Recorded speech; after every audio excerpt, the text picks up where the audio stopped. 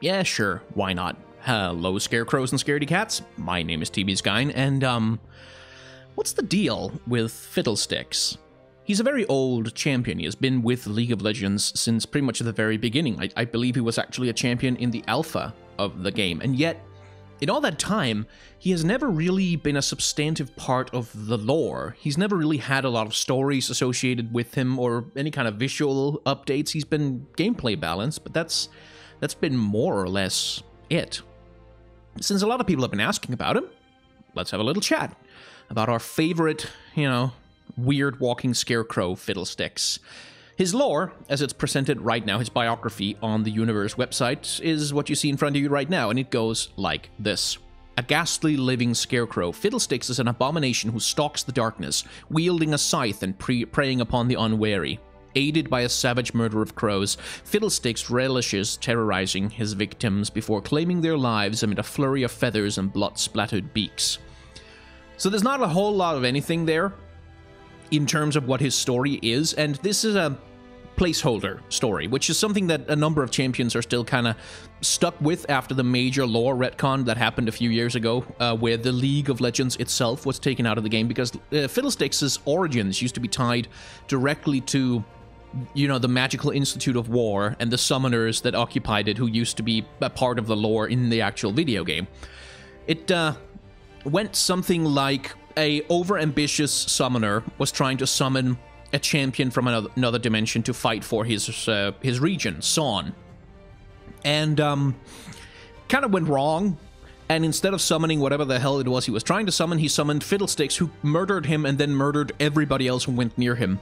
And then the summoners eventually managed to cast some spells or something and put him on the Summoner's Rift to serve as a champion.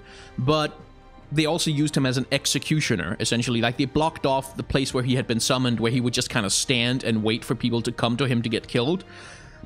And then when they wanted to kill someone, they sent him in there. Some people have also mentioned that he previously had a different lore where he was possessed by the spirit of someone who was unjustly accused of a crime.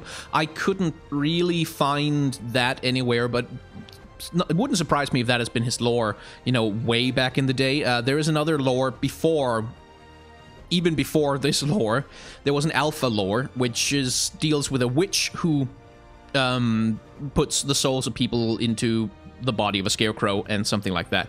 Nonetheless, these are both really old lores. Like, they're very much outdated, and they weren't really changed from the day that Fiddlesticks was first published. He does have, however, a short story. Now, it's a 4-minute read, so I figure, let's just read it together. I'll read it to you, and you can enjoy the buttery smooth sounds of my my voice as we go through it, because it's actually a pretty decent story, and it ties into some of the stuff I want to talk about when it comes to this champion. It's called To Our End. Nyrem and his fellow brigands readied their horses beneath the noonday sun. He fastened the buckle of the last satchel on his horse. Each was filled with an assortment of ornately carved daggers, snow fox furs, and cured meat. The stolen wares weighed his horse's saddle down so significantly, he decided to walk her back to their camp. Minesh slowed his horse to walk by Nyrem's side. Good lord. "Why aren't you riding?" he asked. "A man who's kind to his horse receives kindness in return," answered Nyrem. "Maybe she'll reward you with a fine trade at market," said Minesh. "She's too sway-backed to ride anyway." "Not at all. This girl's got many a mile left in her," said Nyrem. Minesh rode past, shaking his head. By the time the men reached the barren field before their cave hideout, the setting sun was casting its rosy glow over the horizon. A hollow, whistling wind blew through the rotted stalks and choking weeds. Molded bales of hay were strewn about like corpses on a battlefield. Watching over this abandoned land was a crude scarecrow of cloth and straw balanced on 2 legs of thin willow. Its tattered rags fluttered in the wind, and a rusted scythe hung limp from one arm. The brigands passed through the field and into the ragged thicket at its edge, where they approached the mouth of a cavern with stalactites protruding like bared teeth. After hobbling his mare with the other horses near the entrance, Nyrem joined the bandits who were kindling a fire beneath its lofty stone ceiling. Rimiel, a man with a scar bisecting his face, nodded to him. Nyrem reached into his pocket to examine his most prized treasure, a shining red amulet hanging from a delicate chain. Nyram recalled the moment he saw the necklace around the noblewoman's neck, framed by lavishly embroidered curtains in the window of her carriage. He and Rimiel had halted the travelers under the pretense of warning them about an approaching pack of raiders, when in fact their men were already lying in wait. It had only taken the guards a moment to spot the trap, but it was enough. Nyram had silenced the first with a slash to the throat, while Rimiel gutted the second. Their compatriots slew the others in a hail of arrows. Nyram entered the carriage, demanding the necklace, but the woman held it tight to her breast. The stubborn wretch had slashed at him with a concealed knife before he plunged his own dagger into her neck and ripped the necklace from her grasp. Nyram now held it as tightly as he had then, wiping away a spot of blood from the amulet until it reflected the rising moonlight. He replaced it in his pocket as a whinnying cry drew his attention to the horses near the entrance. "Ratting their meal again?" Nyram asked. "They're jumping at shadows. Some brave horses, eh?" said Rimiel.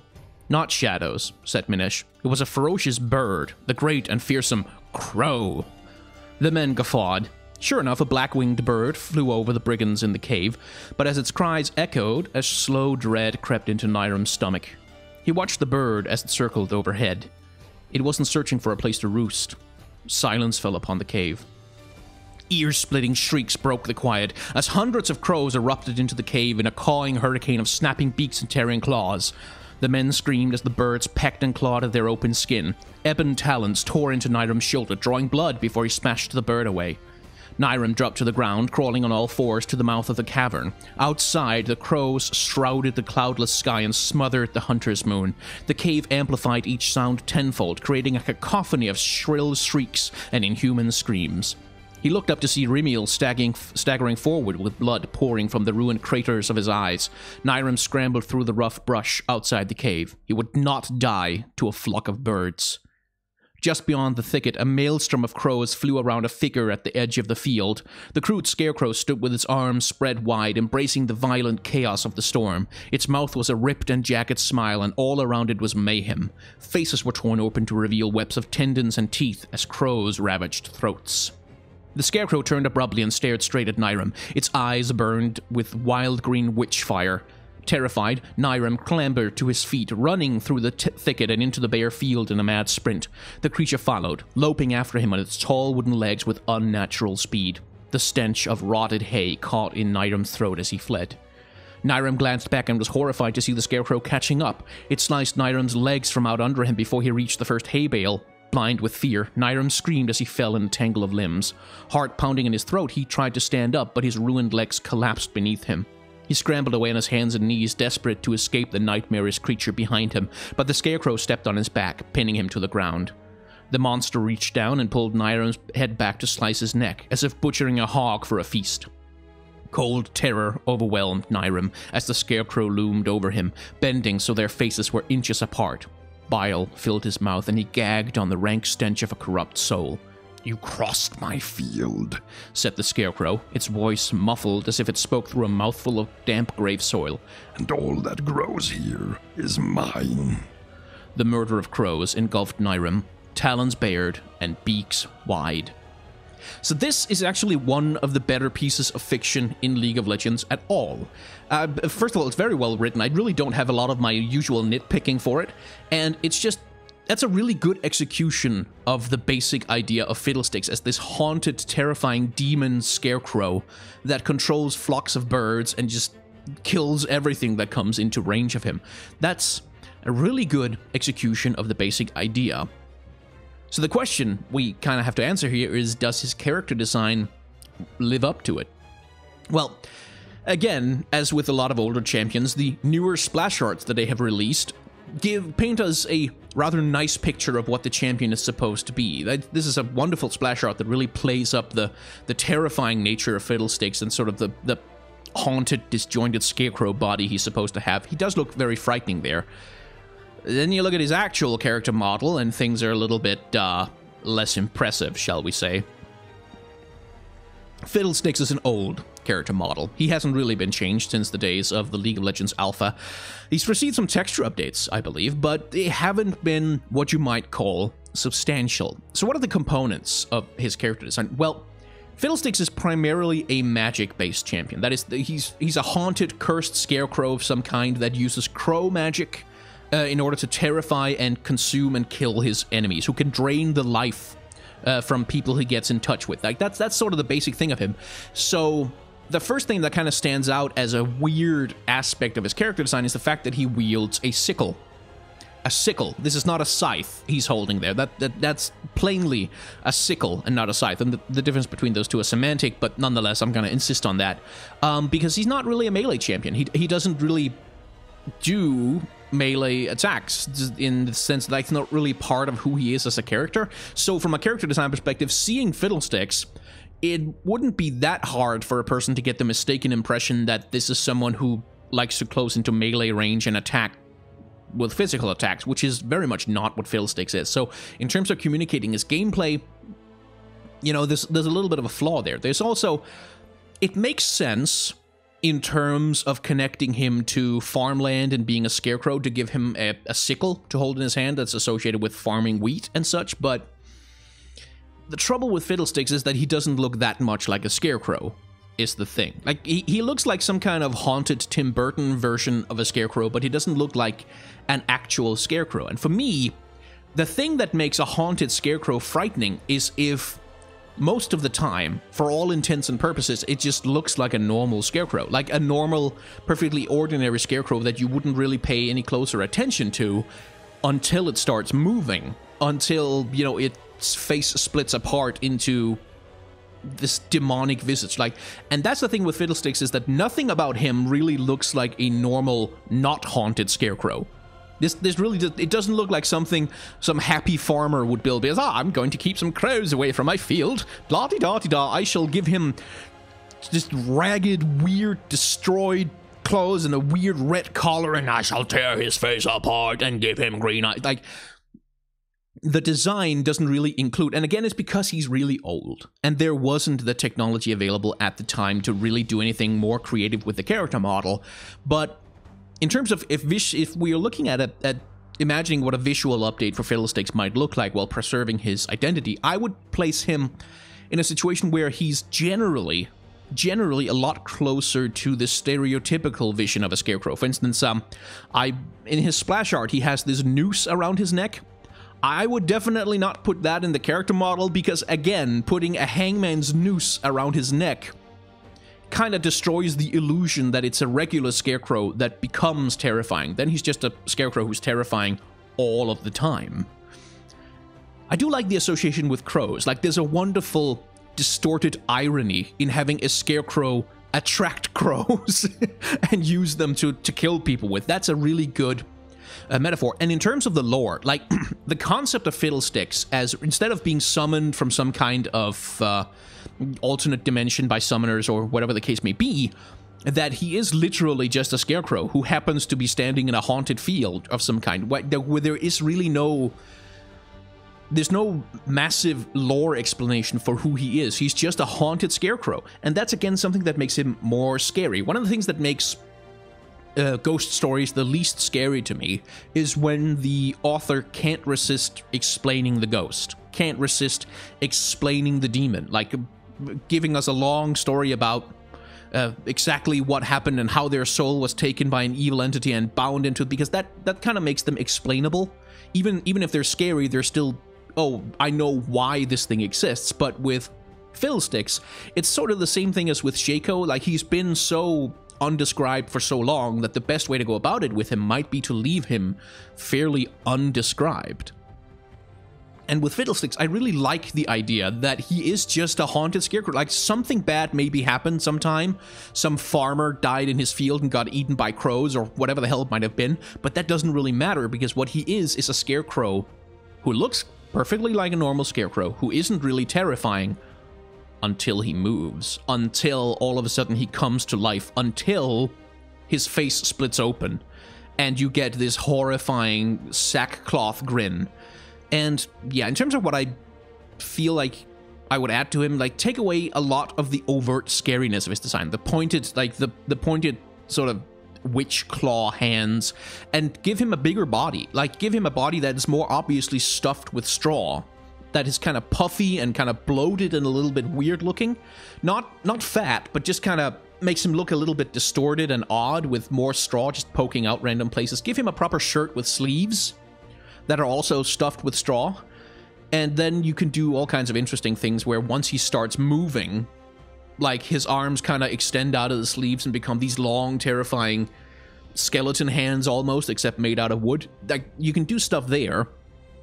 But like I would pare him down, obviously, and then like the ideal thing would be if once he uses his ultimate, that's when he bursts out into full demon form. Like and while he's running around, he's just this horrifying caricature of what an evil scarecrow might look like. That to me would be quite interesting.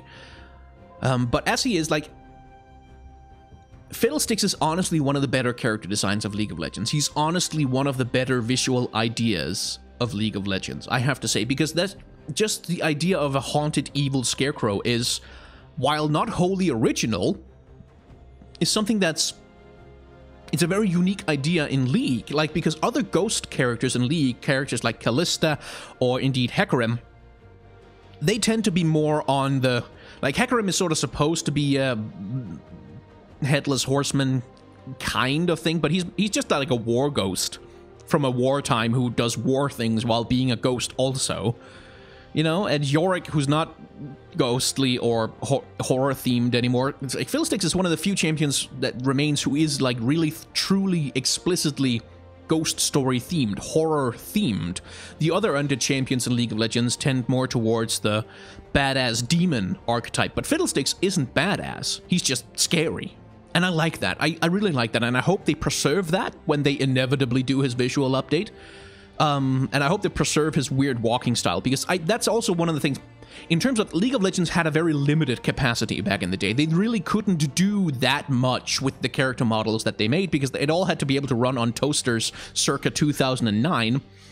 And, like, they didn't have that many artists on staff, they didn't have that much software to use, so there was limits to what they could do with the character models, which is why a lot of the old character models that are still in the game, like, for instance, Morgana, tend to move in, like, really kind of stiff and weird and wonky ways that don't really line up with the quality of League of Legends. But again, one of the reasons why Fiddlesticks hasn't received a visual update is because that's not really so much of a problem with him, because of the nature of the character. This, you know, big wooden skeleton with some straw put on top of him and some sackcloth. It's completely sensible for him to move in completely odd and weird, kind of off-putting ways, because that's what his character is. And that's what makes Fiddlesticks such a good character design from back then, is that he's kind of timeless. He works even though he's kind of clunky and old and outdated. He still works. He doesn't really, he's not someone who desperately needs an update, except maybe his gameplay, because everything about him just kind of works. Like, it's nicely put together. It's a good concept, and I would make some changes with modern day technology, but for the time, Fiddlesticks is honestly one of the A-tier champions of Alpha League of Legends. And yeah, that's kind of why I was a little hesitant to do a Fiddlesticks videos, because I mostly have nice things to say about him, and I was really trying really hard to come up with some stuff like some criticisms and some critical analyses of stuff that might be changed to make him better. But really, Fiddlesticks is just pretty damn good. And I would give him maybe, like, the opportunity with Fiddlesticks is that you can tell all kinds of ghost stories with him. Like, you can tell all kinds of ghost stories. You can tell locked room horror mysteries. You can tell sort of rural, farmland ghost stories with him. You can do folklore oaths. Like, he could pop up in so many places. And these stories, the advantage in terms of lore of Fiddlesticks is that he has no connections. Like, he has no connections to any other champions. He has no place in the wider lore, which means that he could stand in the fields of Noxus, he could stand in the fields of Demacia, he could turn up in Ionia, he could turn up anywhere, because he is this omnipresent thing, the scarecrow, that exists anywhere where farming exists, which in a medieval world, like League of Legends mostly is everywhere. So, in terms of lore, I would love to see Riot just say to their writers, like, just write some ghost stories with Fiddlesticks. Like, do whatever the hell you want, just don't involve any other champions. And then you can publish those as, like, an anthology, or even better, and I'm gonna just use this opportunity to kind of poke Riot a little bit about their lore writing. Open it up. Give an open call for Fiddlesticks ghost stories, and then publish them in some kind of anthology. And I don't mean necessarily, like, as a book, but maybe just like online publishing. and pay the writers for their time because you're Riot and you can afford it. And that would be some interesting stuff to do with Fiddlesticks in the unique position that he's in, where he's not connected to anything. So you can do whatever you want with him, and it doesn't have any impact. It's not like if you wrote a story about Garen, you kind of have to write a story about Lux as well, because that's kind of an important relationship, and you have to deal with Demacia and the nature of politics in Demacia. With Fiddlesticks, nah, you can just write a good old-fashioned ghost story, like To Our End, which I'm going to link to down in the description, because you should really go and read it for yourself as well. It's really quite good.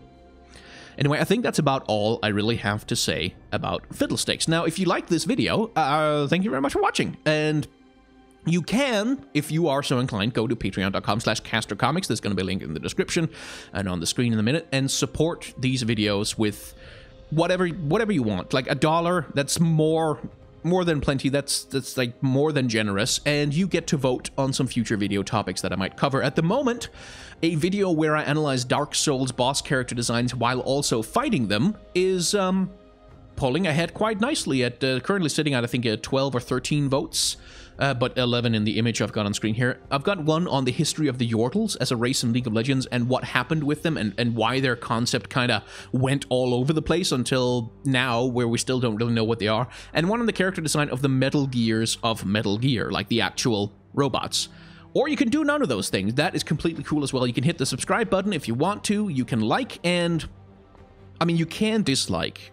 The button is there, but I'm just saying, I've heard some stories that it might be cursed. I heard someone push the dislike button, and then they got a phone call, and 7 days later they were dead, and no one knew what happened to them. They were just dead all of a sudden. They were in their room one day, and there was like bird claws all over them, and it's scary as if you can click it. I'm just saying, I've heard some fucked up shit, man.